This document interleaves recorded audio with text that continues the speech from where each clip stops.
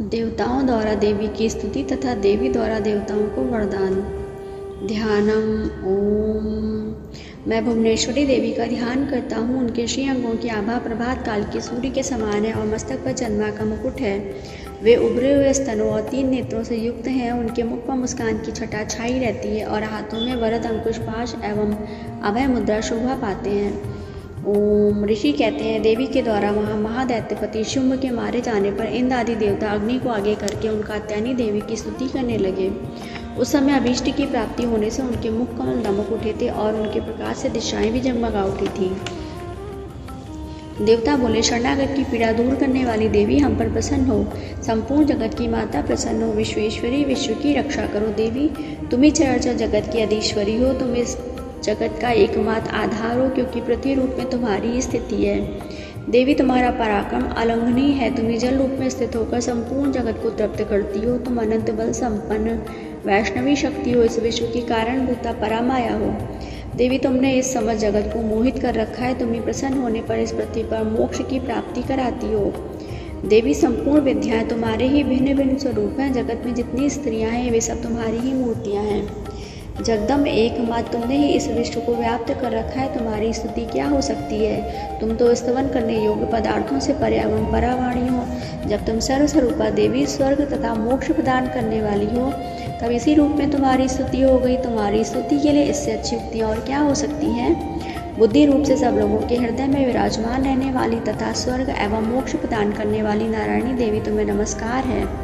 कला काष्ठा आदि के रूप से क्रमशः परिणाम अवस्था परिवर्तन की ओर ले जाने वाली तथा विश्व का उपसंहार करने में समर्थ नारायणी तुम्हें नमस्कार है। नारायणी तुम सब प्रकार का मंगल प्रदान करने वाली मंगलमयी हो। कल्याणदायिनी शिवा हो। सब पुरुषार्थों को सिद्ध करने वाली शरणागत वत्सला 3 नेत्रों वाली एवं गौरी हो। तुम्हें नमस्कार है। तुम सृष्टि पालन और संहार की शक्तिभूता सनातनी देवी, गुणों का आधार तथा सर्वगुणमयी हो। नारायणी तुम्हें नमस्कार है। शरण में आए हुए दीनों एवं पीड़ितों की रक्षा में संलग्न रहने वाली तथा सबकी पीड़ा दूर करने वाली नारायणी देवी तुम्हें नमस्कार है। नारायणी तुम ब्रह्माणी का रूप धारण करके हंसों से जुते हुए विमान पर बैठती तथा कुशा मिश्रित जल छिड़कती रहती हो। तुम्हें नमस्कार है। माहेश्वरी रूप से त्रिशूल, चंद्रमा एवं सर्प को धारण करने वाली तथा महान वृषभ की पीठ पर बैठने वाली नारायणी देवी तुम्हें नमस्कार है। मोरों और मुर्गों से घिरी रहने वाली तथा महाशक्ति धारण करने वाली कौमारी रूप धारणी निष्पापे नारायणी तुम्हें नमस्कार है। शंख, चक्र, गदा और शांतनुष रूप उत्तम आयुधों को धारण करने वाली वैष्णवी शक्ति रूपा नारायणी तुम प्रसन्न हो। तुम्हें नमस्कार है। हाथ में भयानक महाचक्र लिए और दाढ़ों पर धरती को उठाए वाराही रूप धारणी कल्याणमयी नारायणी तुम्हें नमस्कार है। भयंकर नैसी रूप से दैत्यों के वध के लिए उद्योग करने वाली तथा त्रिभुवन की रक्षा में संलग्न रहने वाली नारायणी तुम्हें नमस्कार है। मस्तक पर किरीट और हाथ में महावज्र धारण करने वाली सहस्त्र नेत्रों के कारण उद्दीप्त दिखाई देने वाली और वृत्तासुर के प्राणों का अपहरण करने वाली इंद्र शक्ति रूपा नारायणी देवी तुम्हें नमस्कार है। शिवदूती रूप से दैत्यों की महती सेना का संहार करने वाली भयंकर रूप धारण तथा विकट गर्जना करने वाली नारायणी तुम्हें नमस्कार है। दाढ़ों के कारण विकराल मुख वाली मुंडमाला से विभूषित मुंड मर्दनी चामुंडा रूपा नारायणी तुम्हें नमस्कार है। लक्ष्मी, लज्जा, महाविद्या, श्रद्धा, पुष्टि, सुधा, ध्रुवा, महाराति तथा महाअविद्या रूपा नारायणी तुम्हें नमस्कार है।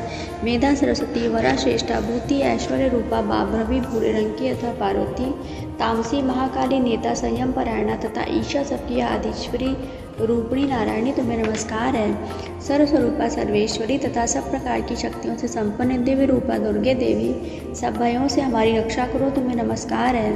कात्यायनी या 3 लोचनों से विभूषित तुम्हारा सौम्य मुख सब प्रकार के भयों से हमारी रक्षा करे। तुम्हें नमस्कार है। भद्रकाली, ज्वालाओं के कारण विकराल प्रतीत होने वाला अत्यंत भयंकर और समस्त असुरों का संहार करने वाला तुम्हारा त्रिशूल भय से हमें बचाए। तुम्हें नमस्कार है। देवी जो अपनी ध्वनि से संपूर्ण जगत को व्याप्त करके दैत्यों के तेज नष्ट किए देता है, वह तुम्हारा घंटा हम लोगों की पापों से उसी प्रकार रक्षा करे जैसे माता अपने पुत्रों की बुरे कर्मों से रक्षा करती है। चंडिके, तुम्हारे हाथों में सुशोभित खड़ग जो असुरों के रक्त और चर्बी से चर्चित है, हमारा मंगल करे। हम तुम्हें नमस्कार करते हैं। देवी तुम प्रसन्न होने पर सब रोगों को नष्ट कर देती हो और कुपित होने पर मनोवांछित सभी कामनाओं का नाश कर देती हो। जो लोग तुम्हारी शरण में जा चुके हैं उन पर विपत्ति तो आती ही नहीं। तुम्हारी शरण में गए हुए मनुष्य दूसरों को शरण देने वाले हो जाते हैं। देवी अंबिके, तुमने अपने स्वरूप को अनेक भागों में विभक्त करके नाना प्रकार के रूपों से जो इस समय इन धर्मद्रोही महादैत्यों का संहार किया है, वह सब दूसरी कौन कर सकती थी? विद्याओं में ज्ञान को प्रकाशित करने वाले शास्त्रों में तथा आदि वाक्यों वेदों में तुम्हारे सिवा और किसका वर्णन है? तथा तुमको छोड़कर दूसरी कौन ऐसी शक्ति है जो इस विश्व को अज्ञान में घोर अंधकार से परिपूर्ण ममता रूपी गड़े में निरंतर भटका रही हो? जहाँ राक्षस, जहाँ भयंकर विष वाले सर्प, जहाँ शत्रु, जहाँ लुटेरों की सेना और जहाँ दावानल हो, वहाँ तथा समुद्र के बीच में भी साथ रहकर तुम विश्व की रक्षा करती हो। विश्वेश्वरी, तुम विश्व का पालन करती हो, विश्वरूपा हो, इसलिए संपूर्ण विश्व को धारण करती हो। तुम भगवान विश्वनाथ की भी वंदनीय हो। जो लोग भक्तिपूर्वक तुम्हारे सामने मस्तक झुकाते हैं वे संपूर्ण विश्व को आश्रय देने वाले होते हैं। देवी प्रसन्न हो, जैसे इस समय असुरों का वध करके तुमने शीघ्र ही हमारी रक्षा की है, उसी प्रकार सदा हमें शत्रुओं के भय से बचाओ। संपूर्ण जगत का पाप नष्ट कर दो और उत्पात एवं पापों के फलस्वरूप प्राप्त होने वाले महामारी आदि बड़े बड़े उपद्रवों को शीघ्र दूर करो। विश्व की पीड़ा दूर करने वाली देवी, हम तुम्हारे चरणों पर पड़े हुए हैं, हम पर प्रसन्न हो। त्रिलोक निवासियों की पूजनीय परमेश्वरी, सब लोगों को वरदान दो। देवी बोली, देवताओं में वर देने को तैयार हूँ। तुम्हारे मन में जिसकी इच्छा हो वह वर मांग लो। संसार के लिए उस उपकारक वर को मैं अवश्य दूंगी। देवता बोले, सर्वेश्वरी, तुम इसी प्रकार तीनों लोगों की समस्त बाधाओं को शांत करो और हमारे शत्रुओं का नाश करती रहो। देवी बोली, देवताओं व्यवस्थित मनवंतर के 28वें युग में शुंभ और निशुंभ नाम के 2 अन्य महादैत्य उत्पन्न होंगे। तब मैं नंदगोप के घर में उनकी पत्नी यशोदा के गर्भ से अवतीर्ण हो विंध्याचल में जाकर रहूंगी और उक्त दोनों असुरों का नाश करूंगी। फिर अत्यंत भयंकर रूप से पृथ्वी पर अवतार ले मैं वैप्रचित नाम वाले दानवों का वध करूंगी। उन भयंकर महादैत्यों को भक्षण करते समय मेरे दांत अनार के फूल की भांति लाल हो जाएंगे। तब स्वर्ग में देवता और मृत्युलोक में मनुष्य सदा मेरी स्तुति करते हुए मुझे रक्तदंतिका कहेंगे। फिर जब पृथ्वी पर 100 वर्षों के लिए वर्षा रुक जाएगी और पानी का अभाव हो जाएगा, उस समय मुनियों के स्तवन करने पर मैं पृथ्वी पर अयोनिजा रूप में प्रकट होंगी और 100 नेत्रों से मुनियों को देखूंगी। अतः मनुष्य शताक्षी इस नाम से मेरा कीर्तन करेंगे।